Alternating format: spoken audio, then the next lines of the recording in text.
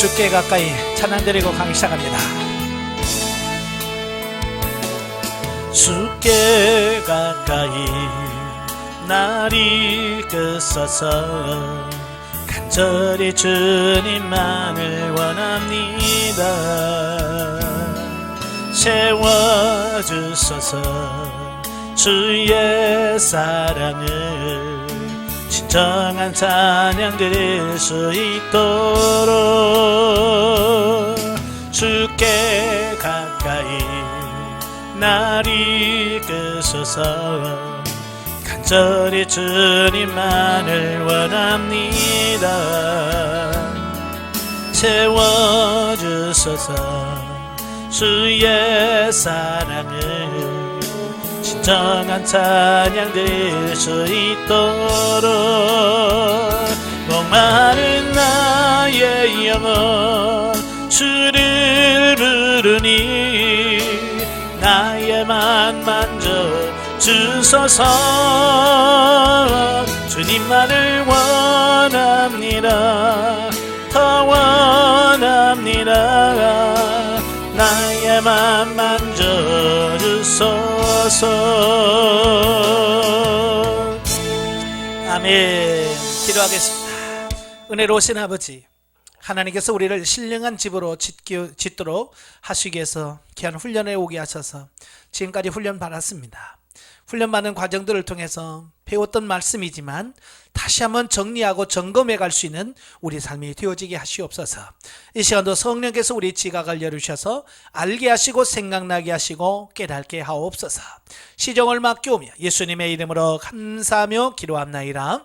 아멘. 예, 이 시간에는 우리가 이미 배웠던 말씀이에요. 이제 훈련 과정 4기둥 4단계를 한 기둥씩 다시 한번 정리를 한번 해보도록 하겠습니다. 나눠주신 그 유인물 훈련 과정 성령의 구원사역 종합을 보시면서 또 훈련 과정 교재를 보면서 우리 같이 강의를 한번 해보도록 하겠습니다. 우리가 이제 영성을 형성하는 데 있어서 4기둥이 있다는 건 이미 다 알고 계시죠? 예. 마치 우리가 집을 지을 때 기둥이 튼튼해야 집이 튼튼한 거예요. 그래서 집이 기둥이 튼튼하지 못하면 그 집이 무너지는 것처럼 우리 신앙을 세워가는 데서 큰 뼈대 4기둥이 있어요. 성령의 구원사역, 성령의 은사사역, 영성적 물질관계, 영성적 대인관계라고 하는 이 기둥이 있습니다. 그래서 이 기둥이 얼마나 튼튼하게 잘 세워졌느냐 라고 하는 부분에서 우리 신앙이 흔들리거나 요동함이 없는 그런 부분을 보게 돼요. 만약에 이 4기둥 중에서 어느 하나라도 무너지면 그 집은 무너지게 돼 있어요. 아시겠죠? 자, 그래서 오늘은 그 첫 번째 기둥인 성령의 구원 사역에 대한 부분을 보죠. 자, 훈련 과정을 보면 페이지 65페이지입니다. 훈련 과정 페이지 65페이지로 오시면 성령의 구원 사역이 나오게 되어집니다. 자, 거기도 유인물도 나와 있습니다만 정의가 제일 중요하죠. 자, 정의를 한번 보십시다. 성령의 구원 사역에 있어서 자연 상태란 영혼의 자기 존재를 발견하고 인식하는 단계. 대부분의 기독교인들이 영혼의 존재를 인식하고 못하고 있다 그랬죠. 예, 바로 이제 중요한 게 뭐냐면 우리가 성령의 구원 사역에 있어서 제1단계를 자연 상태라고 그래요. 자연 상태 또는 영혼의 자기 발견 단계. 예, 영혼의 자기 존재, 우리 내 안에 정말 영혼이 있구나. 예, 그 영혼의 존재를 인식하는 이런 단계를 자연 상태라고 말합니다. 자, 여러분 안에 영혼이 있죠? 영혼 없는 사람은 이 자리에 있으면 안 돼요. 예, 지금 영혼 이 자리에 있다는 것은 영혼이 있다는 얘기예요. 근데 문제는 많은 신앙인들이나 내 안에 정말 영혼이 있고 영혼이 어떤 존재로 내 안에 있는가라고 하는 것을 거의 모르고 산다는 게 이게 문제예요. 예, 우리도 몸도 그러잖아요. 예, 우리 몸도 내 몸의 상태를 정확하게 이해를 해야 우리가 치료를 하든 할 수 있는데 어떤 사람은 건강한데도 아프다는 그것 때문에 맨날 병원에 찾은 사람이 있는가 하면 어떤 사람은 진짜 안에서 완전 썩어 죽어가는데도 자기는 건강하다고 착각하면서 사는 사람이 있단 말이에요. 그러니까 둘 다 상태가 정확하게 뭔지 모르는 거죠. 그죠? 그래서 우리가 병원에 가서 진단하는 이유는 뭐예요? 예, 정확하게 내 느낌이나 내 감정가 아니라 정말 진짜 상태를 정확하게 분석을 해서 의사가 이 병은 이런 병입니다. 지금 어느 단계고요. 어떻게 하면 됩니다. 라고 정확한 그걸 이해를 해야 내가 수술할 건지 아니면 요양을 할 건지 아니면 포기를 할 건지 정확한 상태를 알아야 그게 됩니다. 근데 영혼의 존재를 인식하지 못하니까 심지어 내 안에 영혼이 있다고 해도 정말 그게 정말 내 안에 영혼이 있을까라고 생각하는 사람이 너무 대부분이란 말이에요. 예. 자, 거기에 보면 영성훈련이란 뭐냐? 성령께서 우리에게 하나님의 거룩한 인격과 품성을 입혀나가는 과정을 영성훈련이라고 그러잖아요. 예. 근데 그 훈련의 그 출발점이 뭐냐?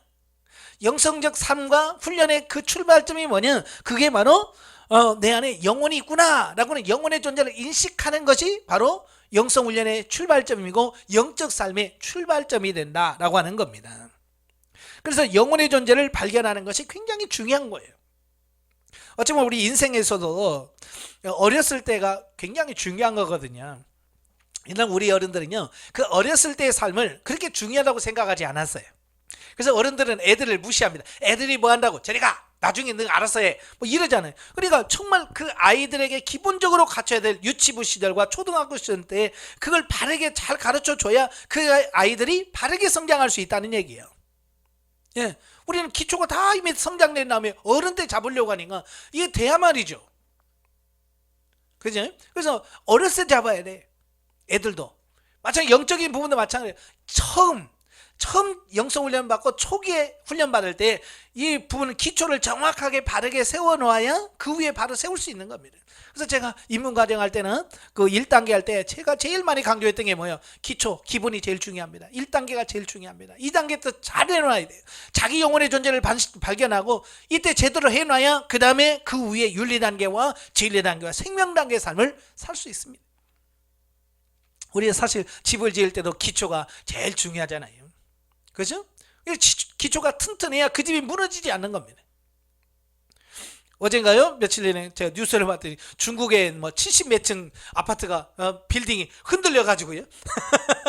흔들려가지고 사람들이 막 몇천 명이 막 대피하고 그 현상이 일어났어요.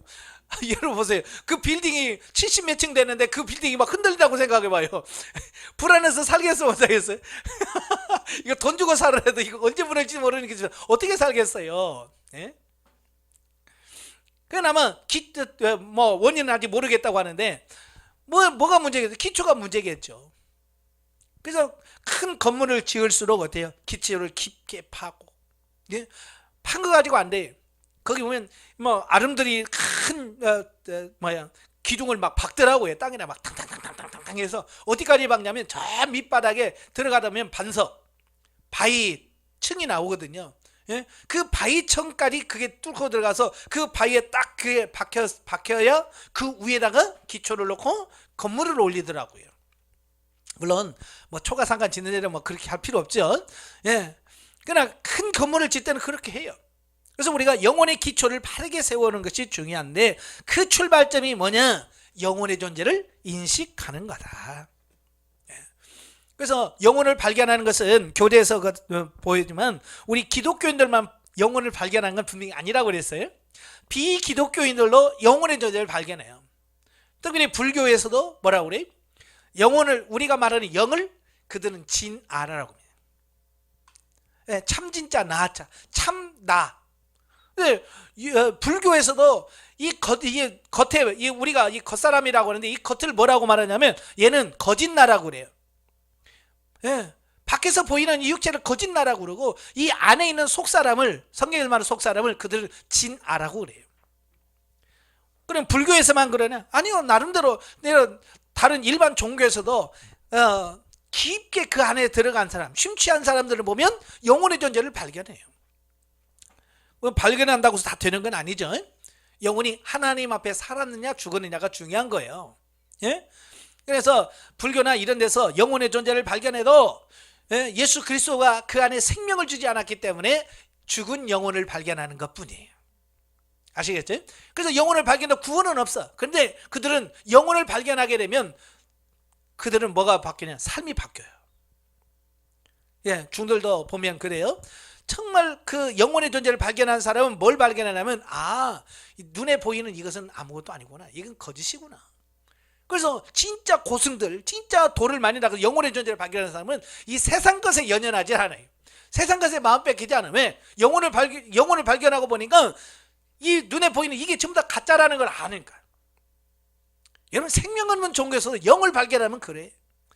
근데 우리 기독교는 생명의 종교라고 그러잖아요. 근데 왜 성도들이 생명적 삶을 못 사냐? 영혼을 발견하지 못해서 그래요. 영혼을 발견하지 못하니까 그저 예수 믿어 나가면서 눈에 보이는 것 쫓아다니면서, 세상 사람들이 사는 것 똑같이 눈에 보이는 거 가지고 판단하고 산다, 그 말이에요. 빨리 벗어나셔야 됩니다. 아시겠죠? 자, 그런데 여기서 보면, 자, 영혼의 발견은 영성 교육과 말씀 그리고 체험을 통해서 알 수 있다. 제일 먼저 영혼의 존재를 발견하는 게 뭐예요? 말씀을 통해서, 강의를 통해서, 정말 내 안에 영혼이 있구나, 이걸 깨닫게 되고, 그 다음에 뭐예요? 성경 말씀을 통해서, 성경에서 말씀하고 있잖아요. 우리 안에 영혼이 있다는 거. 전도서 12장 6절 7절, 또 누가복음 16장 9절 13절에 보면 그 부자와 나사로 비유에 대해서, 또 바울의 내가 셋째 하늘에 올라갔었다, 그런 부분을 통해서 분명히 뭐예요? 성경에서 우리 안에 영이 존재하고 있다는 것을 말씀하잖아요.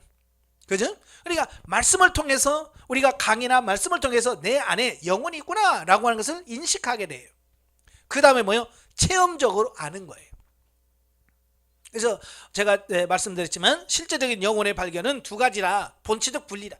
본치적 분리라고 하는 것은 뭐라고 그랬어요? 실제로 내 안에 영과 육이 분리가 돼서 서로 마주 보든지 하여간 봐서 정말 내 안에 영이 있구나, 내 안에 속사람이 진짜 있구나 라고 인식하는 것을 본체적 분리라고 그래요. 그리고 내 안에 이렇게 분리는 되지 않았지만 내 안에서 두 인격, 그러니까 속사람의 인격과 겉사람의 인격이 서로 만나 대화를 하면서 서로의, 내 안에 정말로 내 안에 또 누군가가 있구나, 나 혼자인 줄 알았더니 내 안에 또 누군가가 있네 라고 하면서 인식하는 것을 인격적 분리라고 말합니다. 어쨌든 본질적 분리를 하든 인격 분리를 하든 우리는 뭐예요? 영혼의 존재를 분명하게 인식할 수 있는 삶을 살아야 돼요. 그래서 영혼은 막연한 게 아니라고 그랬어요. 거기 보면 영혼은 막연한 것이 아니라 양심, 영교, 직관이라는 기능을 가지고 있다. 자, 영혼이, 우리 안에 있는 영이 이런 기능을 가지고 있어요. 기능. 우리도 손의 기능이 있고 발의 기능이 있고 다 기능이 있잖아요. 그죠? 마찬가지로 영에도 기능이 있다는 겁니다. 그 세 가지 기능이 뭐예요? 첫째가 양심. 양심은 뭔 말합니까? 옳고 그름을 분별할 수 있는 능력을 양심이라고 그래요. 옳고 그름은, 이건 누가 배워서 오는 게 아니라, 이건 배우지 않아도 그냥 이 안에서 영이 옳지 않은 일, 그러니까 거짓을 하거나 잘못된 일을 하면 양심이 여기서 뭐예요? 양심을 통해서 우리에게 신호를 보내주잖아요. 그죠? 여러분도 아마 느낄 거예요. 예를 들어서 뭐 물건을 훔친다든지, 거짓말하면 이 안에서 벌써 신호를 막 보내서 불안하게 하고 막 두근두근하게 만들어 놓은 게, 그게 뭐예요? 그게 기능이 양심의 기능이거든요.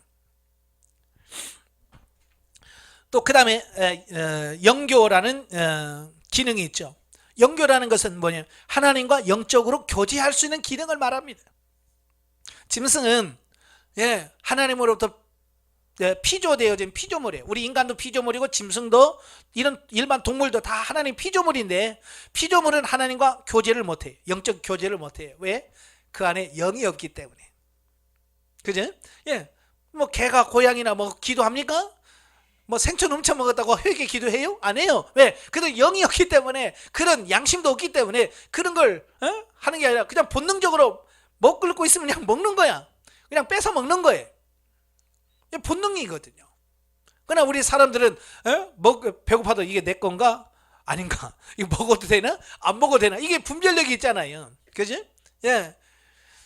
짐승은 그런 게 없어요. 왜? 영이 없기 때문에 그런 기능이 없어요. 그래서 사람은 영교를 통해서 하나님과 영적인 교제를 나누게 된다. 그래서 하나님께서 우리를 특별하게 영적 존재로 만든 이유는 하나님과 영적 교제를 나누는 존재로 우리 인간을 만드시기 위해서 우리에게 특별히 영을 집어넣으신 거예요. 그래서 우리만 하나님과 영적인 교제를 나눌 수 있습니다. 그 다음에 세 번째가 직관이죠. 이 직관은 뭐예요? 영적인 것을 감지하는 능력을 말합니다. 예, 그러니까 이 영의 감각기관을 말해요. 영의 감각기관. 그래서 정말 하나님이 나와 함께 하시고 하나님이 나를 보호하시고 나를 지켜주시는 이 부분들을 감지하고 깨달을 수 있는 어떤 이런 부분들을 보게 돼. 그러니까 하나님이 옆에 계셔도 이 영적인 직관이 열려지지 않으면 감각이 없는 사람은 뭘 느낍니다. 그죠? 예, 그래서 이런 감각이 있어야 돼. 영적인 감각이 살아나야 돼. 그래서 이런 영에는 분명히 양심이라고 하는 기능이 있고 영교라는 기능이 있고 직관이라는 기능이 있습니다. 이 기능이 뭐예요? 이 기능이 떨어지면 제대로 살아갈 수가 없고 이것이 활발히 돼야 돼요. 예, 양심도 살아나야 되고 영교의 기능도 회복이 돼야 되고 직관이라는 기능도 회복이. 그래서 영적으로 여러분이 성장을 하게 되면 이런 기능들이 점점 회복이 되죠. 그래서 첫째로 양심이 팍 살아나요. 그래서 옛날에는 그냥 죄도 그냥 가볍게 짓잖아요. 그죠? 이까 막 그냥 지나는데 이제는 성장을 하면 그게 그까이 거 하고 지나갈 수 없어요. 양심이 걸려서. 그 다음에 하나님의 임재가 점점 깊게 느껴지고 가깝게 느껴져요. 직관이 있어. 그 다음에 영교, 하나님과 교제가 이루어집니다. 그래서 성장을 해야 돼. 그 다음에 영 안에, 우리 영 안에 지성, 감정, 의지가 있습니다. 우리가 보통 지정이라고 하잖아요.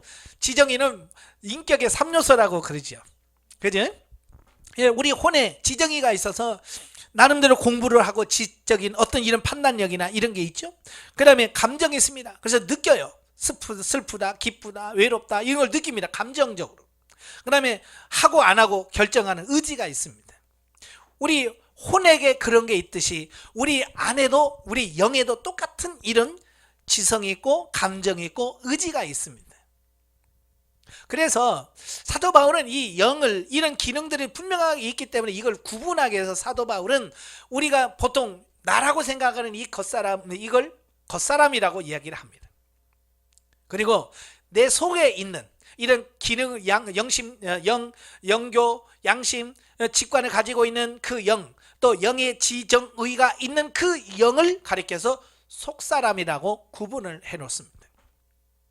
사도 바울이 왜 사람이라고 속사람이라고 말했냐면 마치 겉사람이 똑같이 어떤 기능을 하고 어떤 기능을 소유하고 있는 것처럼 속사람 영도 똑같다고 하는 것을 우리들에게 가르쳐 주려고 일부러 속사람이라고 하는 표현을 썼다라는 사실입니다.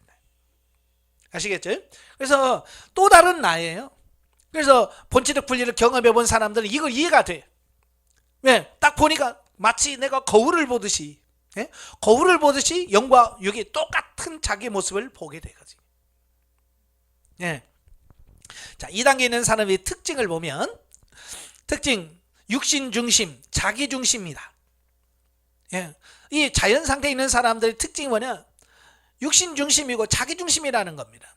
영이 안에 있지만 그게 너무 중요하다라고 인식을 못해요. 여전히 뭐요? 안 믿는 사람이나 구원받기 이전의 사람들과 똑같이 육신이 주인 돼서 육신이 주인 행세를 하게 된다라고 하는 겁니다. 예. 그래서 예수 안 믿는 사람은 똑같이 살지요. 그러니까 결과는 뭐라고 그랬어요? 사망이다. 모든 사람이 죄를 범하였음에 하나님의 영광이 이르지 못한다고 말씀하고 있고, 로마서 8장 13절에 보면 육신에 대해서 육신대로 살면 반드시 죽을 것이로되, 죽는다라고 얘기하고 있습니다. 자, 그 다음에 두 번째로 감정에 치우친다 그랬어요. 감정에 치우쳐. 이 자연상태에 있는 사람들은요, 이 감정이 어찌 보면 모든 행동이나 삶의 기준이라고 할까요? 이게 돼버려요. 그래서 뭘 하면 아이고 지금 그럴 기분 아니거든요. 지금 내 감정은 그게 아니거든요. 그리고 자꾸 감정을 내세워요. 그리고 짜증내고 감정이 최고로 주인 노릇을 하니까 감정에 따라서 막 달라져요. 그래서 잘 삐지고, 교회 다니면서 항상 뭐래, 답답해요. 뭔지 모르지만 답답해요 라고 자꾸 말하고, 짜증나고 조급해요 사람들이. 그래서 1단계에 있는 자연상태에 있는 사람들은 조급하고 답답하고 짜증나고 갈등이 생기고 막 그렇습니다. 왜? 감정이 우리를 이끌고 가기 때문에 그렇다라는 겁니다. 그래서 신앙인 교회 다니는 사람들 보면 뭐 기분 좋으면 뭐 어떻게 해요? 뭐 진짜 간이라도 다 빼줄 것처럼 막 합니다. 근데 수틀리면 끝나죠. 그죠? 그래서 신앙생활 하다가 감정 상하면 에이 이 교회 안 나와 이제 막 그로부터 시작해서 이제부터 뭐 하나님 믿니 안 믿니부터 다 나와. 왜냐? 감정이 그의 주인 행세를 하고 있기 때문에 그런 거예요. 그 뭐 그들만이 아니라 나도 그랬으니까. 그죠? 다 그런 과정을 거쳐서 가는 거지. 그런 과정을 거치지 않는 사람은 없다 그 말이에요. 자, 왜냐? 영적으로 영이 미숙하기 때문에, 거듭났지만 영이 미숙하기 때문에 그래요. 그래서 자연 상태는 우리 사람으로 비유할 때에 유치부 시절, 막 태어나서부터 시작해서 초등학교 6학년 졸업할 때까지의 과정을 자연 상태라고 우리가 표현을 합니다. 그 다음에 세 번째, 진리를 알지만 행할 능력이 없다. 그래서 대부분 이야기하면 다 그래요. 알아요 목사님, 다 알아요. 근데 살 수 있는 힘이 없잖아요. 능력이 없기 때문에. 부모님에게 잘하세요. 알아요. 근데요. 부모님만 보면 짜증나요. 뭐 이러잖아요. 그죠? 부부간에도 남편 존경해 순복해야 돼요. 알아요. 다 말하면, 저도 만나서 얘기하면 다 알아요 그래요. 저도 알아요. 근데 문제는 뭐냐? 안 사라진다는 거예요. 살 수 있는 능력이 없다는 거예요. 왜? 영이 어리기 때문에. 영이 이 속사람이 겉사람을 움직여서 이걸 하나님 말씀으로 살 수 있게 만들어야 되는데 그게 안 되니까, 그걸 못 사는 속사람은 속사람대로 힘들고, 그죠? 겉사람은 그렇게 또 살지 못하니까 겉사람 나름대로 힘든 거예요. 그래서 이 자연상태에 있는 사람들은 서로 힘들다. 서로가 힘든 거예요. 저는 이제 뭐 늘 보지는 못하고요. 가끔 어떻게 하면 TV를 틀면 그 금쪽이라고 하는 뭐 요즘에 그 가정 이렇게 그 하는 상담하고 이렇게 하는 걸 가끔 봐요. 거기 보면 이 성장하지 않은 자녀들이 얼마나 막 분노, 막 화내고, 저도 그걸 막 깜짝 놀래잖아요. 어디 저런 게 있나? 저런 게 할 정도로 막 심하게 엄마에게 욕하고 때리고 막 이런 애들이 있거든요. 왜냐? 인격적으로나 모든 부분에서 미성숙하기 때문에 그런 거거든요. 근데 아이들만이 아니라 어른들이 그런 걸 잘 컨트롤 해주고 이끌어줘야 되는데 어른이 못하는 거예요. 옛날 그 뭐 우리 아이가 달라졌어요하고 똑같아. 결국은 뭐냐면 미션 주는 게 뭐냐면 어른이 먼저 바뀌어야 된다는 거예요. 그지? 그래서 부모가 먼저 바뀌어야 돼. 부모가 자녀를 대하는 태도가 바뀌어지고 말이 달라지면 그 아이가 자연적으로 달라지게 돼 있어요. 그래서 우리의 삶도 내 영이 성장하고 영이 자라면 우리의 육이 순복하게 되어 있어요. 영을 따라가게 되어 있어요.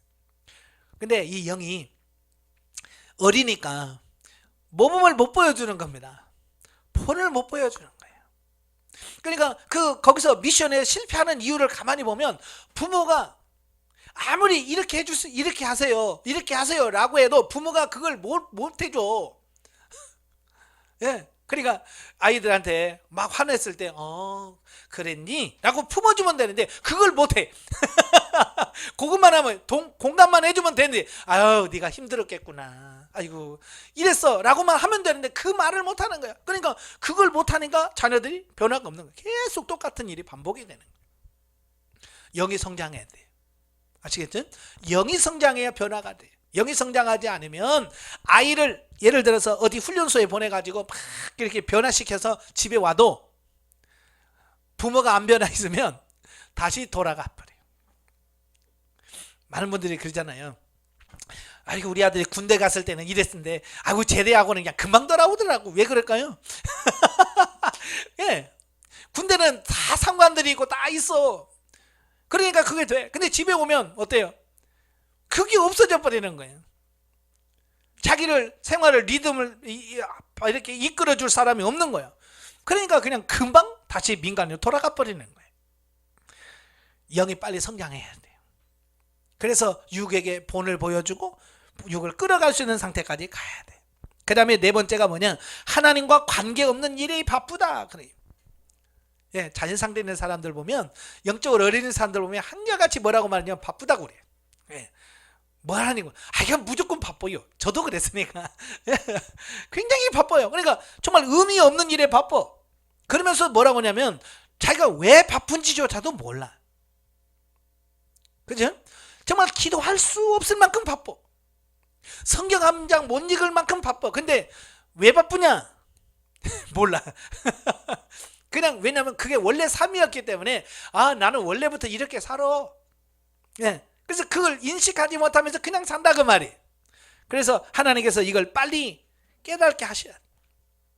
그래서 여러분 바쁘다고 생각하시는 분들은 하나님 앞에 기도하셔야 돼요. 하나님, 내가 바쁘다고 느끼는 이 감정을 십자가에서 처리시켜 주세요라고 그 바쁜 감정을 처리해야 돼요. 그래야 어때요? 이 감정이 차분해집니다.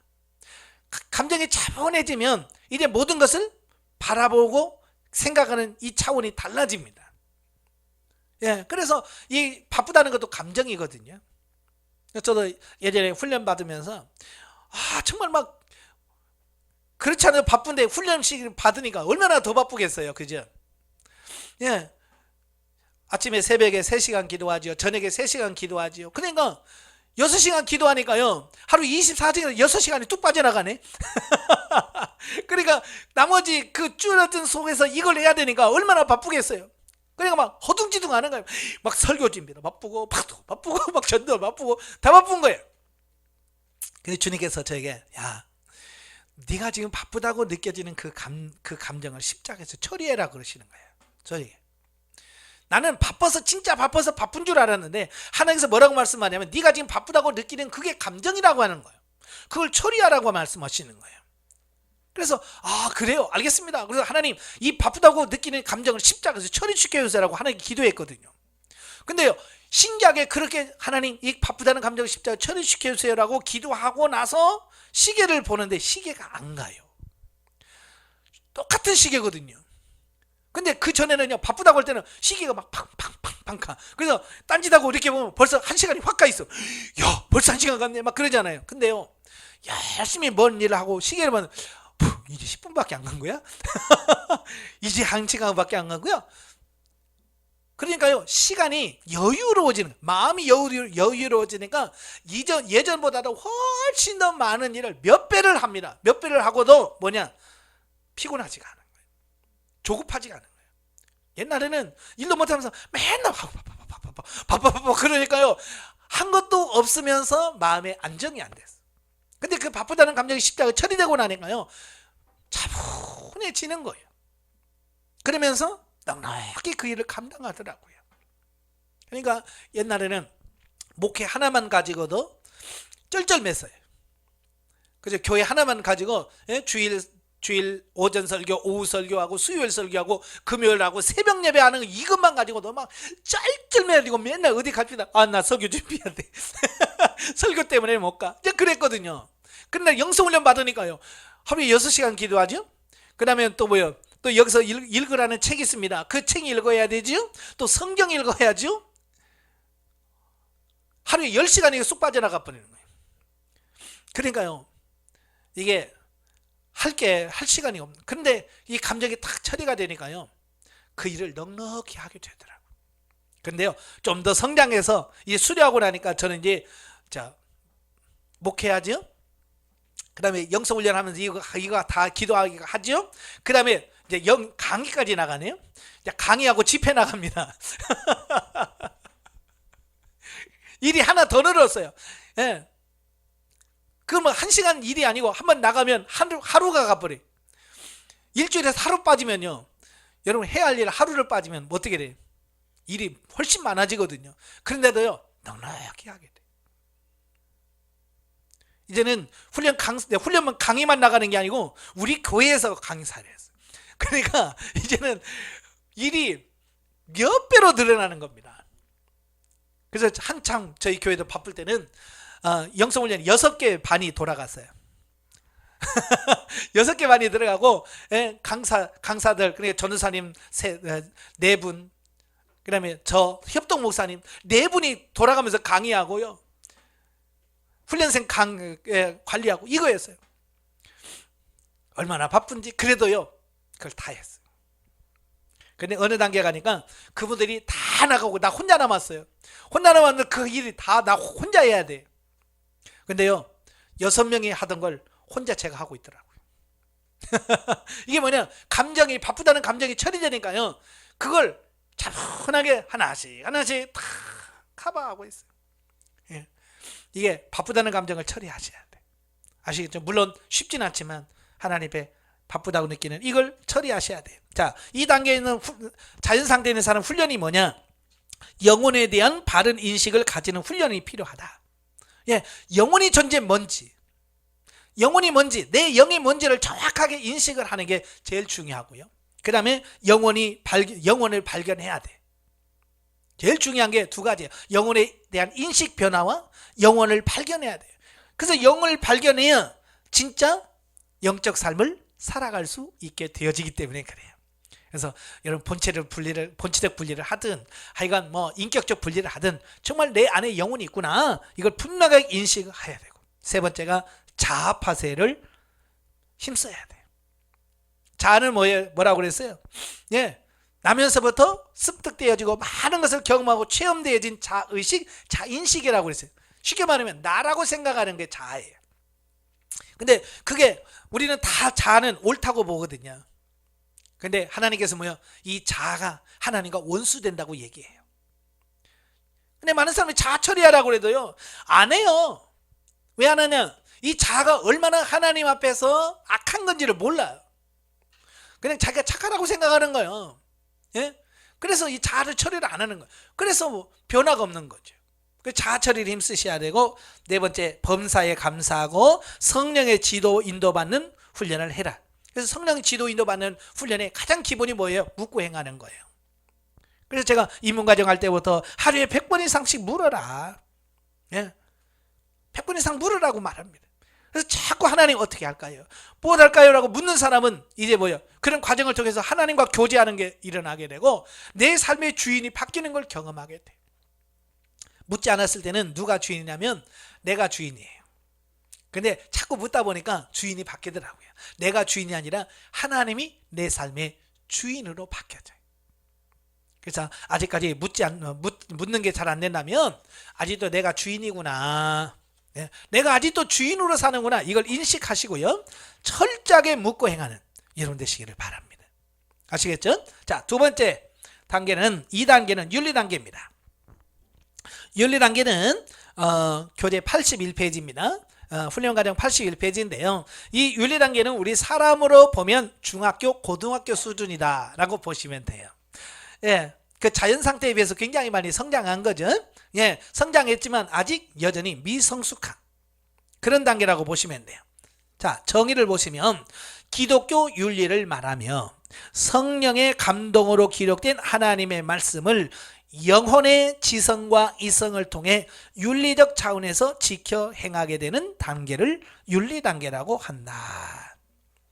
예, 그러니까 이 중학교도만 돼도 아이들의 삶이 어때요? 많이 바뀌어요. 초등학교하고는요 차원이 많이 바뀌어요.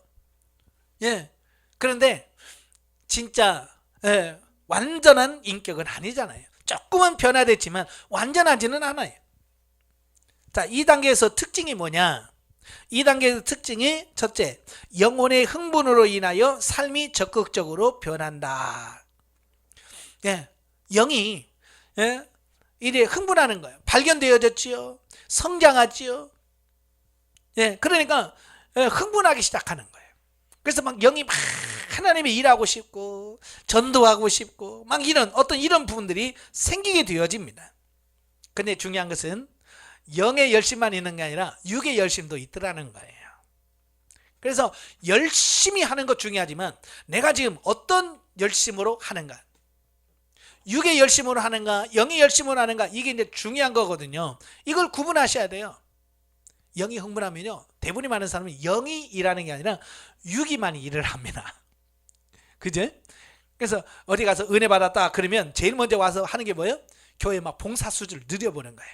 그죠? 그래서 교사 안 하는 사람이 나 교사하겠습니다. 그러고 나 성가대 하는 사람은 성가대 하겠습니다. 이러고 헌금 안 하는 사람 나 오늘부터 헌금하겠습니다. 이런단 말이에요. 그러면 겉으로 보면 사람들이 와 정말 저 사람은 은혜 많이 받았네. 진짜 변화됐네. 이렇게 생각한단 말이에요. 근데 그게 육의 열심으로 나온 것은 오래가지 못해요. 오래가지 못할 뿐만 아니라 거기서 열매, 영적인 열매가 안 맺혀. 예, 좀 가다가 삐져. 왜? 내가 이렇게 열심히 했는데 나를 몰라봐? 그렇게 되어지는 거예요. 내가 이렇게 했는데 나를 무시해 뭐 이러면서 시험 드는 경우가 많아요. 근데 영의 열심은 그런 거 생각하지 않습니다. 열심히 합니다. 그래서 사도 바울도 정말 예수님 만나기 전에 얼마나 열심히 했습니까? 그죠? 정말 사도 바울 대단한 사람이에요. 얼마나 그 열심히 특심했으면 다메섹까지 가가지고 예수 믿는 사람 잡아오려고 공문 받아가지고 갔던 그 뜨거운 열심, 누구도 바울 못 따라갑니다. 그러니까 그런 열심을 품었던 바울이기 때문에 그가 예수님 만나고 나서 그가 변화되고 성장돼서 뭐라고 그래요? 고린도후서 4장에 보면 내가 하나님의 열심으로 열심을 내노니 그래요. 지금까지 그가 하나님을 섬긴다고 하면서 했던 모든 부분이 뭐냐? 영의 열심이 아니라 육의 열심이었다는 사실을 깨달은 거예요. 그리고 육신의 열심은 결국 사망이라는 거 알아. 그러니까 그는 육신의 열심을 내지 않고 하나님의 열심으로 하나님을 섬겼다라고 표현하고 있습니다. 그래서 우리가 열심을 내되 그 열심이 어디서부터 왔는지 정확하게 분별할 수 있어야 됩니다. 예. 그 다음에 두 번째가 뭐냐? 하나님을 사랑하는 농도가 더욱 깊고 풍성해진다 그랬어요. 즉 하나님의 은혜와 사랑을 경험함에 되므로 깨닫게 된다. 예, 영혼이 성장하면서 이제 조금씩 뭐요? 이제 흥분하기 시작하는 거예요. 그 흥분이 뭐냐? 하나님을 사랑하게 되는 이 부분도 더 깊어지는 겁니다. 자, 예를 들어서 이런 거야. 자녀들이 아기 때는 엄마를 사랑한다고 그러잖아요. 엄마 사랑해. 막 볼에다 뽀뽀하고 막 비비고 그러잖아요. 예? 그건 완전히 기초적인 그런 사랑 고백이잖아요. 근데 중학교나 고등학교 들어가게 되면 이제 그 부모를 생각하는 그 감정이 그 아기 때 막 볼에 뽀뽀하고 그런 감정이 아니에요. 만약에 여러분 고등학교 다니는 아들이 아빠 사랑해요 막 볼에다 뽀뽀하고 막 하면 뭐라고 하겠어요? 이 징그러 이놈아. 그렇죠?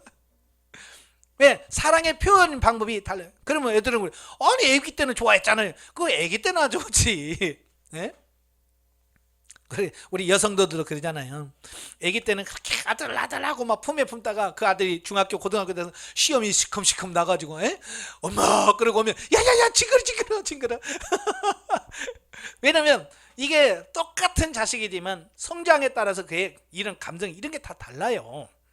예. 그래서 이제 애기처럼 사랑하지 않지만 어때요? 힘든 일이 있어. 엄마 내가 할게요. 내가 도와줄게요. 이러면서 뭐요? 그게 이제는 그냥 옛날에 사랑했던 그 방법이 아니라 좀 더 깊어지는 사랑으로 바뀌어져요. 사람도 마찬가지요. 영적인 부분도 마찬가지인 거예요. 입술로만 하나님 사랑해요 라고 하는 것은 뭐예요? 이건 자연 상태에서 하는 그런 사랑이라면 이제 윤리 단계에서의 하나님의 사랑은 그 단계를 조금 넘어서 이제 내가 하나님을 위해서 헌신하고 희생하고 이런 삶으로 조금씩 바뀌어져가는 이런 부분들을 보게 됩니다. 그래서 성장을 하게 되면 봉사하지 말라고 그래도 봉사해요. 왜? 성장하고 보니까 하고 싶거든요. 도와주고 싶거든요. 그래서 주방에서 막 일하면 애들이 와서 뭐 도와줄 거 없어요? 이러잖아. 왜? 성장하니까. 초등학교 때는 뭐예요? 시킬까봐 일 시킬까봐 뭐 이렇게 눈치 싹 봐도 싹 도망가 버리잖아요. 그죠? 그러나 뭐예요? 이제는 좀 더 크면 어때요? 적극적으로 와서 뭐 도와줄 거 없어요? 라고 해서 도와주려고 하는 거예요. 이게 성장했다는 뜻이거든요. 그 다음에 세 번째가 뭐냐? 영혼과 육체와의 대화가 가장 많은 시기다 그랬어요. 예, 바로 이 윤리 단계 때 보면 이런 영과 육의 인격 분리라든지 본질적 인격적 분리가 나타나잖아요. 자, 거기서 정말로 많은 대화가 이루어지는 겁니다. 예, 그래서 대화를 많이 해서 이제 6이 0을 이해하게 돼요. 예, 그래서 0이 6의 속성을 이해하게 됩니다. 아, 그래서 얘는 이런 걸 좋아하고 이런 걸 싫어하구나. 이런 특징을 갖고 있구나. 그걸 다 이해를 하는 거예요. 그러면 어때요? 그걸 이해하고 같이 사는 게 이게 편해지는 겁니다. 자, 예를 들어서 이런 거야. 우리가 결혼을 하잖아요. 결혼하면 부부 처음 신혼살림 하고 나면 어때요? 이제 좋은 부부보다 안 좋은 게 서서히 나오잖아요. 그죠? 예? 결혼한 지 2, 3개월 지나면 그렇게 설렜던 그거 없어지고 이제 자꾸 흠이 보이기 시작을 해요. 그 뭐냐? 이제 단점이 보여지기 시작하는 거죠. 그럴 때 그런 부분들을 어떻게 해결해야 되겠어요? 예, 대화를 통해서 그런 부분들을 이걸 상대방을 이해를 해야 돼. 이해를. 왜 저 사람이 저렇게밖에 행동할 수 없는지를 이해가 되면 다음부터 원래 저렇구나. 이게 이해가 되면 그 부분에 대해서 상처가 안 돼요. 근데 대화를 안 해. 부부간 대화를 안 하고 뭐예요? 고쳐. 우리가 보통 그러잖아요. 당신 그거 고쳐. 그 버릇 고쳐. 그 습관 바꿔. 그러고 대화를 안 하고 무조건 그걸 바꾸라고만 이렇게 요구합니다. 그러면 부부싸움이 일어나게 돼요. 그죠? 갈등이 일어나, 부부 사이에. 여기서도 윤리단계 들어가게 되면 이런 갈등이 많이 생겨. 왜? 다르기 때문에. 오직 했으면 뭐라 그래? 화성에서 온 남자, 뭐 금성에서 온 여자 이렇게 나오잖아요. 이게 너무 다르다는 거야. 0과 6도요 너무 달라. 왜? 0은 하나님으로부터 왔어요. 근데 6은 세상으로부터 왔단 말이에요. 너무 다른 거예요. 이게 너무 다른 존재가 내 안에서 같이 살고 있어요. 그러니까 얼마나 부딪히겠어요, 이게. 그죠? 예, 부딪힐 수밖에 없는 거예요. 그러니까 이 0과 6이 끊임없이 대화를 통해서 상대방을 이해하게 되고, 그렇구나, 그랬네 라고 인식을 하게 되고 이해를 하게 되면 이제 그 다음부터는 그걸 호영하게 되는 거예요. 부부간에도 마찬가지잖아요. 예? 처음에는 왜 저럴까? 라고 하다가 대화를 통해서 어렸을 때부터 저렇게 습관이 들었구나. 그러면 그걸 내가 바꿀 수 없다고 생각하면 어떻게 해야 돼요? 그걸 이해를 하고 그러면 어떻게 이걸 풀어갈까? 그렇잖아요. 그걸 어떻게 풀어가지? 그래서 서로 이제 이 합의점을 찾아가는 것처럼 이 영과 혼의 갈등을 통해서 대화를 통해서 어떻게 해요? 영과 육이 하나가 되어지고 이제 육이 영에게 순복하는 어떤 그런 훈련을 하게 되는 단계가 윤리 단계라고 말씀드릴 수 있습니다. 자, 그 다음에 흠이 있어요. 이 윤리 단계에 들어가게 되면 흠이 하나 있는데요. 첫째가 뭐냐? 아직도 혼이 주체가 되어서 하나님의 말씀을 지키는 경우가 많다는 거예요. 그래서 윤리 단계 와서 한 영성훈련 받고 한 1년쯤 되면 윤리 단계 들어가거든요. 예, 그러면 아직도 혼이 주체가 된단 말이에요. 모든 행동에 이 주인이 아직도 뭐요? 이 혼이 주체가 되어서 일을 하게 돼요. 그래서 찬송을 해도 아직도 혼이 중심이고, 성경을 읽어도 아직도 혼이 중심이고, 심지어 기도를 해도 혼이 중심이 더 기도합니다. 그래서 기도할 때 주시옵소서 자꾸 나오죠. 왜냐, 이 혼이 주체가 되다 보니까 혼은 뭔가를 받아내야 되고 뭐 얻어내야 되고 막 이런 것이 되기 때문에 자꾸 주시옵소서 기도가 나오는 거예요. 그래서 제가 한국말로 기도하지 말고 좀 방언으로 기도하라는 이유가 뭐냐? 그 방언으로 기도하면 첫째 내가 무슨 말하는지 못 알아먹어. 그죠?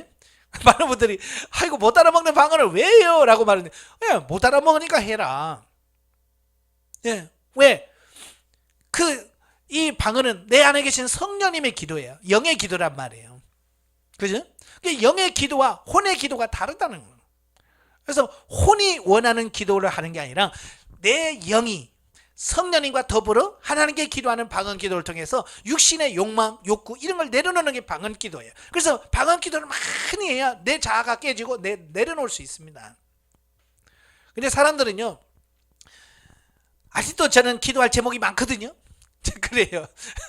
그래서 와가지고 막 여전히 내 남편이 어떠고 저쩌고 하나님 고쳐주시옵소서, 우리 자식이 어떠고 서울대학교 가게 해주시고 맨날 그런 기도만 하고 있는 거야. 그러니까 어때요? 자아가 안 깨져. 그래서 삶의 변화가 없는 거예요. 좀 방언 기도하세요. 예, 혼적인 기도 하지 말고 방언의 기도에서 정말 내가 모르는 기도지만 내 안에 정말 내 안에 영의 성령에 이끌려서 하나님께 기도했을 때 내 사고와 가치관이 바뀌어진다는 거예요. 그 다음에 두 번째가 뭐냐? 조건부적인 기대 심리가 있다. 이 조건부적인 기대 심리라는 게 뭐냐면 이런 거야. 내가 이만큼 했으니까 하나님께서 뭐 주겠지, 복 주실 거야 라는 어떤 그런 기대 심리로 하는 거예요. 그죠? 성장하지 않으면 항상 이 기대 심리 하는 거예요. 그러니까 자녀들도 그러잖아요. 부모를 사랑하지만 전적으로 사랑하지 않아. 그렇기 때문에 부모를 도와주면서 뭐예요? 이거 도와주면 뭐 줄 건데요? 그죠?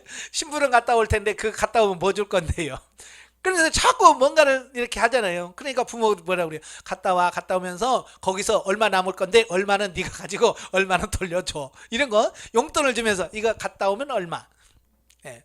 뭐 예를 들어 교회 집 청소하면 얼마, 청소기 돌리면 얼마, 걸레로 닦으면 얼마. 자꾸 이래서 뭐요? 그들에게 보상을 주냐는 거예요. 예. 영도 자꾸 그래요. 하나님 이거 했으면 하나님 뭐 주실 건데요. 이런 어떤 기대 심리가 생겨요. 그래서 그게 기대가 이루어지면 신나. 근데 그게 안 이루어지면 실망을 하고 그래요. 이게 바로 윤리단계에서의 흠이다라고 볼 수 있어요. 자, 이 단계에서 훈련은 뭘 해야 되느냐? 자기를 드리는 절대적인 헌신과 희생이 요구된다. 여기서 필요한 게 뭐? 육신의 욕망을 처리하는 겁니다. 내가 막 이루고 싶어 하는 것을 다 내려놓는 거예요. 예. 그러니까 우리는 막 부자로 살고 싶고 뭐 막 이런 거 있잖아요. 그런 걸 하나씩 내려놔야 돼요. 예. 육신의 욕망을 하나하나 내려놓아야 돼. 그리고 그걸 위해서 살던 삶이 바뀌어져야 돼. 학교에서 분명히 말씀하잖아요. 학교에서 예? 성전 짓다가 힘드니까 성전 짓는 걸 내려놓고 자기 집 짓느냐고 막 바빴잖아요. 그죠? 근데 학교에서 내려가 야 그거 내려놓고 교회 성전부터 지어. 성전 지으려면 뭐 해야 돼? 내가 하고 싶은 이걸 내려놔야 되죠. 그죠? 밭도 김도 매야 되고 씨도 뿌려야 되고 할 일 많아. 근데 그거 일을 중단하고 성전을 지어야죠. 그렇죠? 근데 많은 사람들이 그 중단을 해요, 안 해요? 그러면 나는 어떻게 살라고요? 그러면 나는 뭐 먹고 살으라고부터 시작해가지고 그럼 나는 뭔데요? 야 이러단 말이에요. 제가 상담하다 보니까 어느 분이 그래요. 목사님 하루에 5시간 기도하고 뭐 이렇게 하고 그러면 나는 뭐예요? 내 인생은 뭐예요? 자 그러잖아요. 많은 요즘 여성분들이 결혼 안 하려고 하잖아요. 그래서 왜 안 하냐? 왜 안 하려고 하냐면 하면 빨래해야지 밥 해주고 그러면 나는 내 인생은 뭐예요? 애 낳으면 나는 뭐예요? 나는 아무것도 없고 뭐 오직 남편을 위해서 자식을 다 희생하면 나는 뭐예요? 라는 거죠. 이기적인 욕망 그게 내려놓지 못하면 그래요. 그걸 내려놓으셔야 돼요. 아시겠죠? 그 다음에 두 번째가 영적인 삶을 위해 적당한 긴장감이 필요하다. 예. 영적인 삶을 살려면 영적으로 적당한 긴장을 해야 돼. 자, 세 번째, 영혼과 육체의 분리, 대화를 통해서 폭넓은 영성을 추구해야 된다. 계속해서 끊임없이 내 영과 혼이 대화를 해야 돼. 그래서 기도할 때도 보면 기도하고 있으면 내 안에서 둘이 도란도란 얘기를 합니다. 심지어 누워서 자려고 하면 내 안에서 영과 혼이요 둘이 도란도란 얘기를 해요. 내 안에서. 그게 경험되셨어요? 그게 인격 분리를 해야 돼. 그런 걸 하면서 이건 육신의 생각이구나, 이건 영혼의 생각, 영의 생각이구나라고 이걸 분명하게 이걸 인식을 해야 돼. 그러니까 우리도 자녀들 양육할 때 자녀들과 대화를 통해서 우리 자녀는 뭘 싫어하고 뭘 좋아하고 이걸 정확하게 인식을 해야 싫어하는 것 안 시키고 좋아하는 것 더 해주고 이렇게 되어지는 거예요. 그걸 모르니까 어때요? 싫어하는 것만 해주잖아요. 그리고 밥 먹을 때도 아이가 뭘 좋아하는지를 알면 좋아하는 반찬 해주잖아요. 근데 그걸 모르니까 애들은 싫어하는 것만 해주면서 왜 인상 쓰냐? 엄마가 이렇게 맛있는 거 해주는데 왜 신경질내? 이런단 말이에요. 모르니까.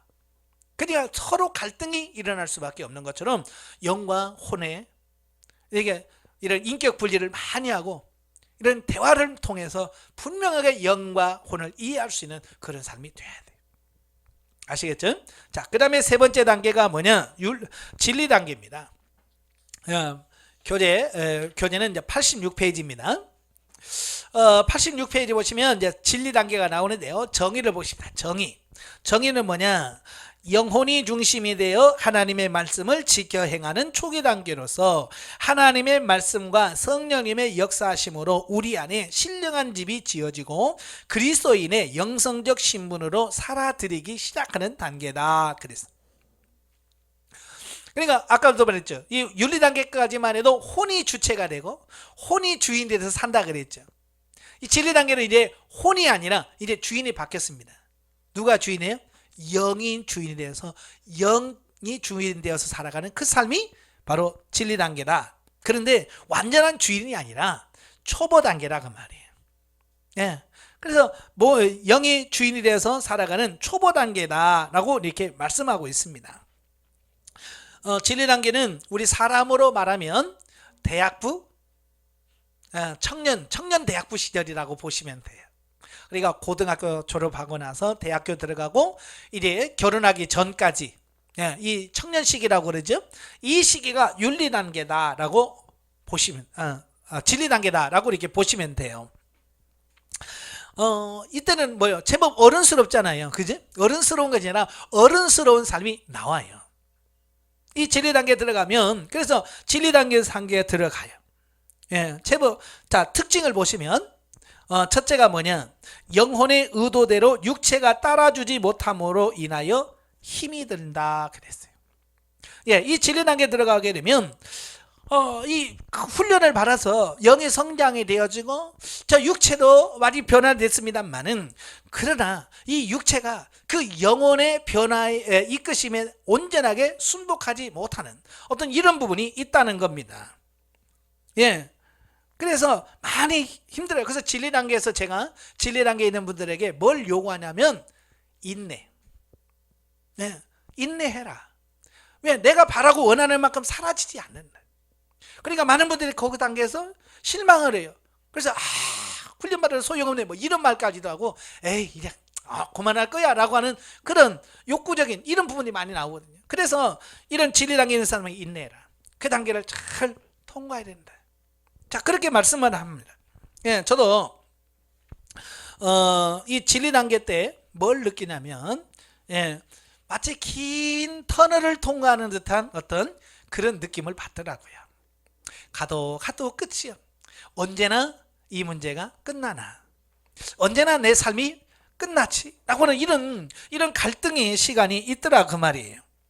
예, 그런데 이 진리 단계 중반 정도 가니까 마치 이 터널이 마지막에 우리가 이제 고속도로를 가다 보면 긴 터널을 어두운 터널을 지나가잖아요. 어두운 터널 쫙 지나가다가 어때요? 한참 가다 보면 환하게 팍 열리잖아요. 마찬가지로 영적인 부분도 그런 게 느껴져요. 기도해도 말씀을 봐도 찬송을 해도 뭘 해도 그런 느낌이 없고 감동이 없고 감정이 없었는데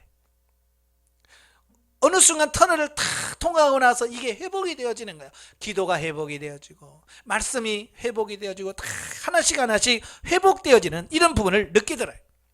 그래서 여러분이 긴 터널을 통과하는 것 같은 어떤 느낌을 받는다 할지라도 포기하지 말고 끝까지 달려가는 여러분 되셔야 될 줄로 믿습니다. 자, 두 번째로 환경과 사건으로 우리의 혼에 붙어있는 육적 자아를 파쇄시킨다 그랬어요. 예, 이 자아 파쇄는 이 자연 상태부터 계속 이어옵니다. 그래서 이 자연 상태에서의 자아 파쇄는 주로 뭐요? 어렸을 때 우리가 태어나면서부터 길들여진 윤리 도덕적인 가치관. 자, 이런 자아가 파쇄가 되는 게 윤리 단계, 자연 상태라고 보시면 돼요. 자, 그 다음에 진리 단계에 들어와서의 자아 파쇄는 뭐냐면 자기화된 자아. 그러니까 이 워낙 오래 30년, 40년 아니면 50년, 60년을 살아왔어요. 그러니까 이 자아 중에서도 나쁜 자아가 있고 선한 자아가 있어요. 이 나쁜 자아는 어떤 죄를 짓고 하는 이런 부분을 나쁜 자아라고 그러고 선한 자아는 뭐냐? 내 안에 있는 선한 것들이 있어요. 그러니까 불쌍한 사람은 돕고 싶은 거. 예? 남이 나를 도와달라고 했을 때 막 도와주는 거, 이게 다 선한 자아거든요. 아무리 선해도 뭐요? 그건 자아예요. 그렇기 때문에 그런 부분도 처리해야 돼. 근데 사람들이 그런 부분은 나쁘다고 인식을 안 해요. 그래서 처리하라고 그래도 처리를 못 해요. 안 해요. 그래서 이런 자기화된 자아를 처리해야 되는데, 이 자기화된 자아를 처리하는 방법은 다른 거 없어요. 하나님께서 망신시켜 주는 겁니다. 내가 내가 옳다고, 내가 이게 선하다고 믿고 알고 탁 했는데 그게 좋은 결과가 이루어지지 않아요. 도리어 그것 때문에 내가 망신을 당해요. 그 망신을 당함을 통해서 내가 생각이 잘못됐었구나, 내가 잘못 판단했구나 라고 내 자신을 이해하고 깨달아져야 돼요.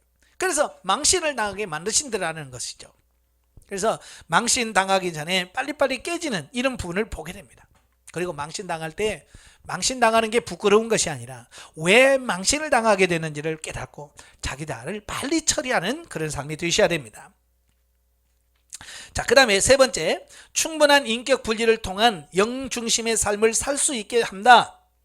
그러니까 인격 분리 과정 중에 전에 잘 되는 것이 안 되어지는 것을 경험하게 된다. 이게 갈등의 원인이. 그러니까 이 인격 분리와 이런 걸 통해서 영과 혼의 대화가 많이 이루어지죠. 이루어지면서 예전에는 잘 되어졌던 것들이 어느 순간에 안 되어지는 때가 와요. 참 신기하죠? 자, 이게 뭐냐, 기도를 잘 되던 사람이 어느 순간부터 성장했다고 생각하는데 기도가 안 돼. 어떤 사람은 묻는 게 잘 된다고 생각했는데 그 묻는 게 안 되고, 어떤 사람은 하나님의 음성을 듣는 게 잘 됐다고 생각했는데 어느 날부터 안 된다라고 하는 것을 느낀다라고 하는 겁니다. 예. 자, 그럴 때 많은 사람들이 갈등을 하게 되고, 이건 뭐지? 성장했으면 더 잘 돼야 되는데 왜 성장했다고 하는데 왜 안 되지? 나는 이제 그런 갈등을 갖게 돼요. 그래서 성장해 가면서 우리가 느껴지는 어떤 이런 부분들이라고 볼 수 있습니다. 그래서 이런 부분들은 충분한 대화를 통해서 풀어가야 돼. 우리도 이제 결혼해서 부부로 살다 보면 그래도 한 몇 년 지나고 나면 대부분 알잖아요. 아내의 성격이 어떤지, 남편의 성격이 어떤지 압니다. 그러나 어때요? 안다고 해서 다 되는 건 아니잖아요. 알면서도 안 될 경우가 많잖아요. 그래서 40대, 50대에서 부부싸움을 하게 되면 더 크게 벌어집니다. 왜? 알고 있기 때문에 더 크게 싸우는 거예요. 마찬가지로 영의 갈등이라든지 이런 부분들이 이래 좀 알만하니까 더 크게 나타나는 어떤 이런 부분을 볼 수 있죠. 그 다음에 네 번째가 성경 말씀이 진리적 차원으로 경험되어진다. 진리적 차원이라고 하는 것은 하나님의 말씀대로 다 되어지는구나, 이걸 인식하는 걸 말합니다. 그러니까 윤리단계 때만 해도 그래도 내가 계획한 바대로 내가 하고 싶은 대로 되어진다라고 하는 어떤 이런 생각들을 많이 가져요. 그러니까 기도도 내가 원하는 기도 제목을 많이 갖고 하지요. 그죠? 그래서 하나님 이렇게 해주세요, 저렇게 해주세요라고 그런 간구하는 기도를 많이 하게 돼요. 그런데 진리 단계에 들어가게 되면 이게 이제 깨달아지는 게 뭐냐면, 내가 이렇게 기도한다고 되는 게 아니구나, 이걸 깨닫게 되는 거예요. 그래서 내가 기도한다고 되는, 이렇게 해달라고 기도해서 되는 게 아니라 하나님의 뜻대로 되는구나, 이걸 발견하게 되는 거예요. 그래서 그걸 발견하게 되면서부터 뭐가 돼요? 기도 제목이 바뀌어지는 거고요, 기도가 바뀌어지게 되는 거예요. 그래서 점점점 내가 원하는 대로 이거 해주세요, 저거 해주세요 라고 하는 기도가 아니라 정말 하나님 앞에서 내가 어떻게 하기를 원하십니까? 왜? 하나님의 뜻대로 이루어진다는 걸 아니까. 그래서 하나님 어떻게 하기를 원하십니까? 내가 어떻게 해야 돼요? 라고 하나님께 물으면서 그걸 변화시켜가고 새롭게 만들어가는 이런 과정을 통해서 내가 변화되어져가는 그런 부분을 보게 됩니다. 아마 우리가 이제 대학교 다니면 부모와 더 많이 부딪힐 거예요. 고등학교 때 안 부딪혔던 사람들이 더 많이 부딪힐 겁니다. 왜? 자기가 세상에 나가서 넓은 세계에 가다 보니까 어때요? 이제 자기도 생각하는 폭이 달라지고, 이게 다 기준이 달라지잖아요. 그래서 부모가 이렇게 해라 저렇게 해라 그러면 그게 마음에 안 들죠. 마찬가지예요. 이런 영적인 갈등들이 크지만 그런 과정을 통해서 어때요? 내 생각과 내 고집만 내세우지 말고 하나님의 뜻에다 맞춰야 돼요. 이래 자녀들이 부모와 대화하다 보면 내 생각보다 아빠의 생각이 옳다. 내 생각보다 우리 엄마의 생각이 훨씬 더 합리적이다 라고 하는 걸 인식이 되면 그때부터 부모가 말을 이렇게 해라 그러면 그게 믿어져지니까 인식이 되어지니까 자기 생각이 있지만 어때요? 자기 생각을 내려놓고 부모님의 말에 순복할 수 있게 되어지는 것을 보게 돼요. 그러니까 이런 경험이 필요한 거죠. 그래서 모든 것이 하나님의 뜻대로 되어지는구나, 이게 진리 단계에서 느껴지게 됩니다. 그러면서 뭐가 보이냐면 하나님의 인도하심이 보이고 하나님의 섭리가 보이는 거예요. 하나님께서 이렇게 하셨구나. 하나님께서 이 사람을 통해서 이런 걸 하시는구나. 그래서 하나님의 인도하심이 느껴지고 경험되어지고 하나님의 손길이 보여지니까 어때요? 감사할 수 있게 되고 기뻐할 수 있게 되고 환경을 초월할 수 있는 이런 부분이 생겨지는 어떤 이런 부분을 보게 됩니다. 그 다음에 다섯 번째가 신령한 집으로 지어지고 5가지 신분으로 살아들이기 시작하는 초기 단계다 그랬어요.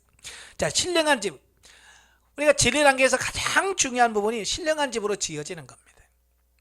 자, 신령한 집을 짓는 삶이 뭐라고 그랬어요?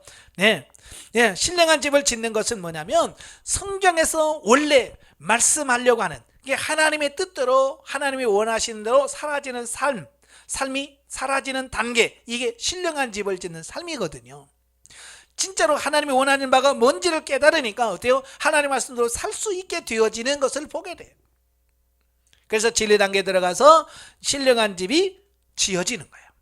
말씀대로 순종할 때. 여러분, 진리 단계 왔다고 해서 저절로 막 신령한 집이 지어지는 게 아니에요. 내가 그 말씀을 듣고 순종하고 그 말씀으로 사는 부분에서만 인정이 돼서 진리 단계에서 진리가 되어지는 이런 부분을 보게 돼요. 그래서 철저하게 하나님께 묻고, 하나님 어떻게 하기를 원하십니까? 라고 하나님께 묻고 주님이 원하시는 대로 순종해가는 그런 삶이 계속해서 이루어져야 됩니다. 그러면서 어떻게 돼요? 삶이 변화되어지는 겁니다. 자, 이때 훈련이 뭐냐? 첫째, 은사를 활용하여 성령님의 지도와 인도를 철저하게 받아야 된다. 이 진리 단계에서 중요한 게 뭐냐면 하나님의 말씀대로 살아야 되니까 하나님의 말씀이 뭐냐 정확하게 인식하는 게 중요한 겁니다. 그래서 하나님의 뜻을 정확하게 인식할 수 있는 방법은 뭐냐면 말씀을 통해서, 말씀을 읽으면서 우리가 깨닫기도 하지만 하나님 어떻게 이게 뭐예요? 라고 하나님께 묻는 훈련을 통해서, 묻는 것을 통해서 하나님의 뜻을 우리가 알 수 있게 되어지는, 자, 그 부분을 보게 돼요. 그래서 신령한 집을 짓는 재료는 말씀이고 그 짓는 방법은 은사를 통해서 이루어진다 그랬잖아요. 도구가 은사라고 그랬잖아요. 그래서 말씀을 읽는 것과 여러 가지 은사를 통해서 하나님의 뜻을 깨달아지는 것이 잘 되어야 우리가 신령한 집으로 지어질 수 있는 겁니다. 그 다음에 두 번째, 진리적인 삶을 살고자 부단히 순종하고 애써 달려감으로 경험해야 한다. 그러니까 내가 진리 단계에 왔다고 해서 그냥 다 되는 게 아니라고 분명히 말씀드렸어요. 내가 순종하는 것만큼, 내가 하나님을 사랑하고 그 말씀을 살려고 하는 것만큼 되어진다는 걸 꼭 기억하시고 열심히 하시길 바라요. 그 다음에 세 번째, 자기 자신과 죄에 대한 싸움을 반복해야 한다. 자기 자신이라고 하는 것은 뭐예요? 육신에서 나오는 욕망을 말합니다. 참, 이 자아가 얼마나 질긴지. 성장을 하면 자아가 스스로 알아서 내가 이게 헛것이구나 라고 인식을 하면 빨리 깨져야 되는데 그렇지 않아요. 이게 쉽지 않습니다. 계속해서 육신의 욕망이 계속 또 세워집니다. 그러니까 초등학교 때 생각지 않았던, 내가 바라고 원하는 육신의 욕망이 있어요. 또 중학교 때 원하는 게 있고 또 청년 대학부 때 일어나는 욕망이 있습니다. 이런 욕망들을 끊임없이 내려놓아야 돼요. 그래야 우리가 하나님의 말씀대로 살 수 있는 그런 삶이 되어진다는 걸 꼭 기억하시면 좋겠습니다. 그래서 육신의 욕망을 따라 살지 마시고요. 그래서 학개서나 히브리서는 거기 성전을 건축하는 말씀이 나오는데 그것은 눈에 보이는 성전을 말하는 것이 아니라 보이지 않는 심령 성전을 짓는 방법에 대해서 모형과 계시로 말씀해주고 있다는 거 기억하시면 좋겠습니다. 자, 마지막 생명 단계입니다. 97페이지 보시면 마지막 생명 단계입니다. 자, 생명 단계에서의 정의를 보시면 하나님께서 우리에게 말씀하신 그 약속대로 우리 안에 신령한 집이 지어져서 그리스도의 영성적 신분에 맞게 살아 생명이 되는 단계를 말한다 그랬어요. 그러니까 진리 단계에서부터 신령한 집을 짓던 삶에서 이제 마무리가 되어지고 완성이 되어집니다. 자, 완성이 되어지면 어떻게 해요? 그 안에 들어와서 머무시는 거예요. 자, 우리도 보면 집을 건축하고 완성을 해야 그 안에 들어가서 살죠. 마찬가지로 우리가 신령한 집으로 건축이 되어졌을 때 비로소 하나님이 내 안에 나를 성전 삼아 나를 거처 삼아 내 안에 들어와서 내 안에 머물면서 살게 되어지는 생명적 삶이 나오게 되더라 라고 하는 겁니다. 예, 그래서 이 생명적인 단계의 삶은 우리 사람으로 말하면 이제 결혼을 해서 한 가정을 꾸려서 살아가는 그 인생을 다 생명 단계다라고 표현하고 있습니다. 자, 그래서 여기서 이제 특징이 나오는데, 첫째, 신령한 집으로 완성이 되어진다. 신령한 집으로 완성이 되어지는 거예요. 그래서 진리 단계까지만 해도 하나님의 말씀대로 살려고 막 몸부림치면 하나 될까 말까. 자, 그러죠. 근데 이제 생명락에 들어오게 되면 이런 부분들이 그냥 자연스럽게 이루어지는, 자, 이런 부분들을 보게 되어집니다. 자, 그 다음에 삼위일체 하나님이 내주 내재하죠. 그래서 여러분들이 이제 상담을 받다 보면 가나안 4-7의 단계 가보면 이래 상담하면서 신령한 집이 완성이 되어졌고 내주 내재했습니다 라는 말을 듣게 돼요.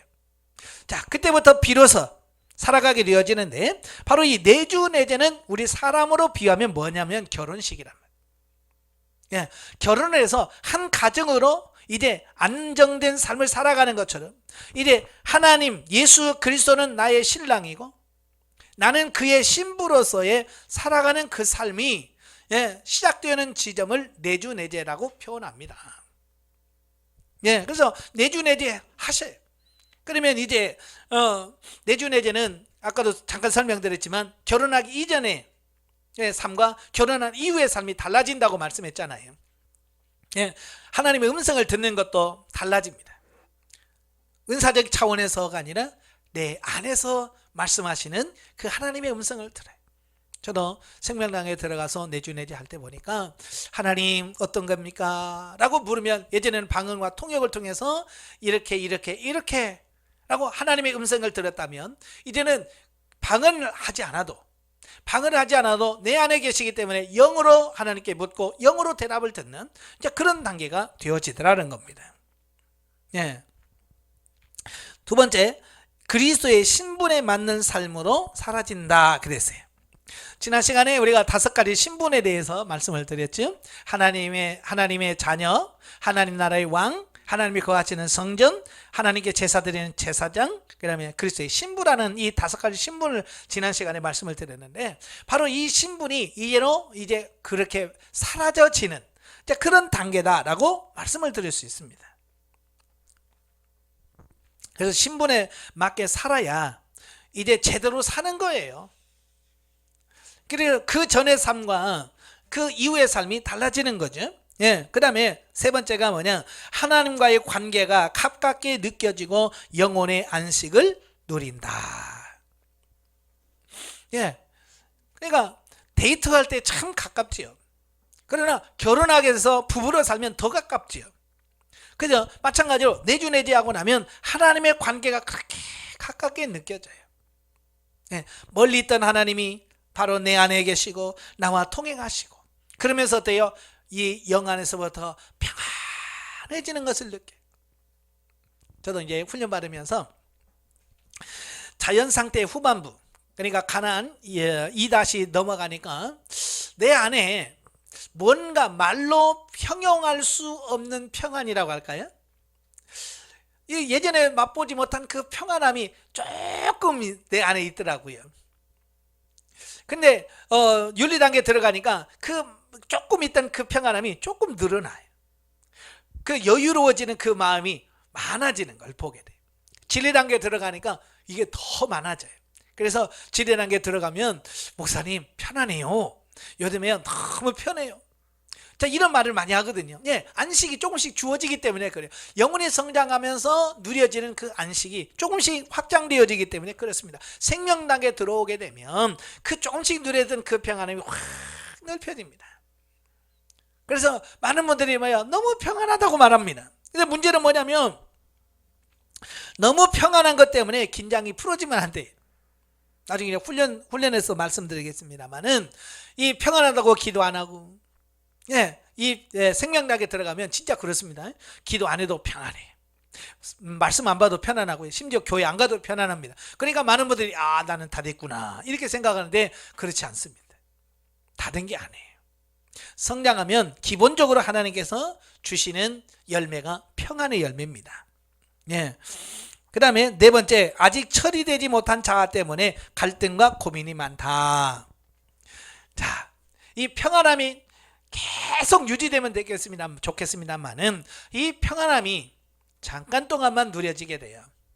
그 다음에 다시 혼란스러워집니다. 왜? 처리되지 못한 육적 자아가 드러나기 때문에 그렇습니다. 그래서 우리 사람도 그러잖아요. 결혼해서 한 2, 3개월은 완전 신혼 시기는 뭐예요? 그냥 상대방의 허물이 잘 보이지 않잖아요. 그래서 너무 그냥 둘이 있는 것만으로 행복해요. 그런데 점점점 어때요? 상대방의 허물이 보여지고, 자, 그렇게 되면 어때요? 지적하게 되고, 자, 그러다 보면 갈등이 일어나게 되겠죠? 그러면 갈등이 생겨요. 근데 부부간에 갈등이 일어나게 돼요. 마찬가지예요. 처음에는 이 육적 자아가 드러나지 않아. 사람도 본심이 드러나지 않죠. 근데 시간이 지나면 본심이 드러난단 말이에요. 그러면 갈등이 있는 것처럼 처리되지 못한 자아가 드러나요. 그래서 생명 단계가 길지 못하는 이유는, 그 안식이 길지 못하는 이유는 처리되지 못한 자아가 있기 때문에 그렇대. 그래서 빨리 처리해야 됩니다. 우리가 성경을 보면 여호수아서에 보면 가나안 땅을 정복을 하고 분배를 받고 이래 잠시 동안 안식을 누리죠.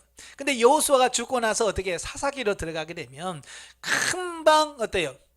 여호수아를 통해서 누렸던 그 안식은 없어지고 계속해서 전쟁이 일어나게 되고 우상숭배와 또 타락이 또 일어나게 되고, 그러니까 많은 분들이 생명 단계에 왔다고 해서 완성된 게 아니라 더 가야 되고 더 처리될 부분이 남아있다고 하는 것을 우리가 인식을 하셔야 돼요. 그래서 많은 사람들이 생명 단계에서 기쁨을 누리지 못하고 있고요. 그래서 훈련받고 오래되신 분들이 한결같이 저한테 와서 상담하는 내용이 뭐냐면 예전 같지 않다는 거예요. 그 평안함이 없다는 겁니다. 왜냐? 사사기 때 실패의 삶을 살기 때문에 그 안에 안식이 없고 평안이 없기 때문에 그러는 겁니다. 자, 그 다음에 다섯 번째가 뭐냐?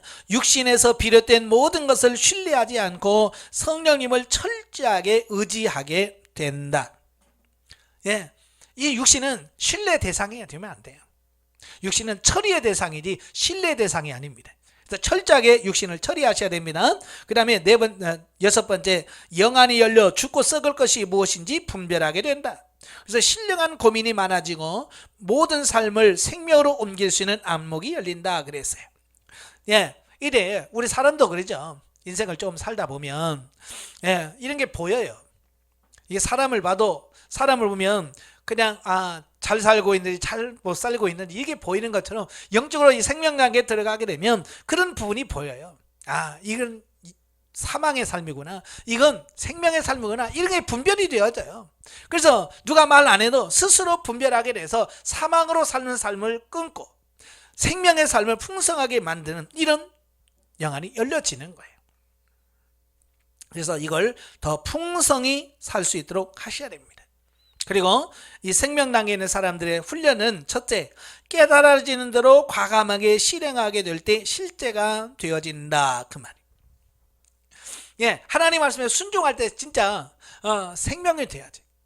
많은 분들이 생명 단계에 오고 또 친분 상담하면서 저한테 이런 부분을 많이 해요. 목사님, 답답해요. 너무 답답해요 라고 말합니다. 그 답답한 이유가 뭐냐?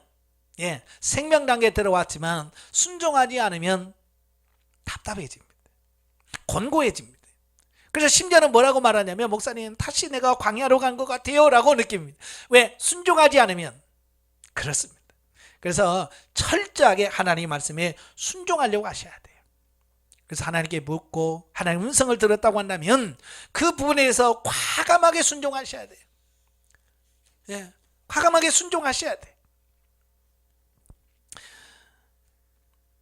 자, 그 다음에 두 번째가 영적인 긴장을 풀지 말고 긴장하라. 예, 하나님은요, 우리도 그렇죠. 사람이 그냥 결혼하고 그냥 인생이 끝나는 게 아니잖아요. 결혼했으면 그리 둘이 사랑하면서 열매를 맺고 자녀를 양육하고 키우면서 어때요? 인생의 더 풍성을 맛보고 누리는 거예요. 그런데 사람들은 그냥 결혼만 했다고 긴장 풀거든요. 그러면 안 되는 거예요. 결혼해서도 여전히 긴장해서 서로 조심할 건 조심하고, 예? 예, 안 해야 될 것은 안 해야 돼요. 그래야 어때요? 사이가 좋은 거예요.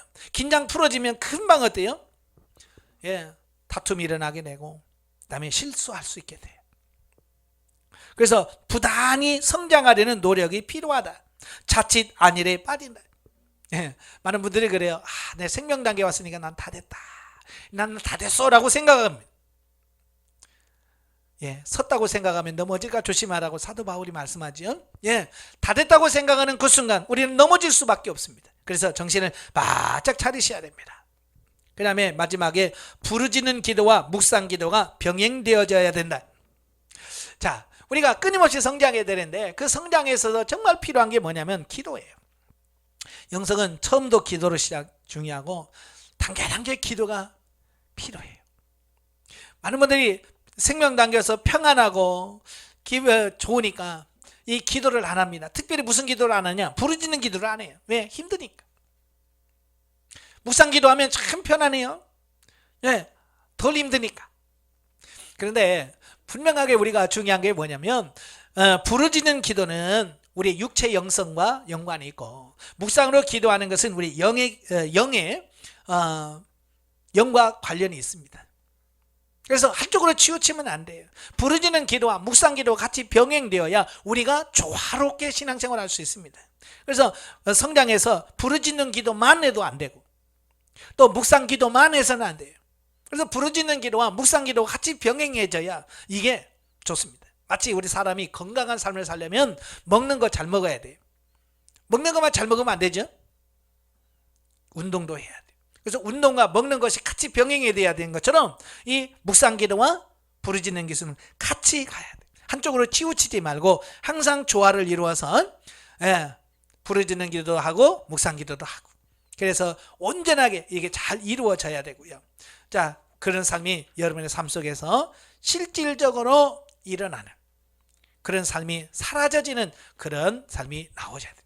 그래서 우리가 성령의 구원 사역은 우리 영혼 안에서 이루어지는 것으로서 자연 단계는 영혼이 발견되어지고 그 발견된 영혼이 성장을 하고 윤리 단계에서 윤리적 훈련을 거쳐서 그가 세워져 진리 단계에 이르고 진리 단계에서는 진리적으로 순종하면서 삶이 진리적으로 바뀌어지고 신령한 집을 건축하고 생명 단계에서 완성이 되어져서 정말 주님이 내 안에 내가 주님 안에 거하는 이런 신비적인 연합 안에서 하나님과 통행하는 삶이 풍성히 일어나 나의 삶이 정말 하나님이 원하시고 하나님 기뻐하시는 그 삶으로 완전히 바뀌어지는 귀한 역사가 여러분의 삶가운데서 이루어지기를 주님으로 축원합니다.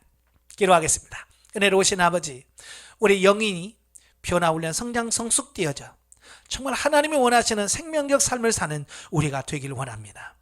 정말로 우리 영이 정말로 발견되어지게 하시고 발견된 영혼이 성장 성숙해져 하나님의 뜻대로 말씀대로 사라져지는 우리가 다 되어질 수 있도록 성령님 도와주옵소서. 여러 가지 힘들고 어려운 부분이 있을지라도 넉넉히 이길 수 있도록 하나님 도와주옵소서. 감당할 수 있는 능력을 허락해 주시옵소서. 예수님의 이름으로 감사하며 기도합나이다. 아멘. 하나님께 영광드립니다.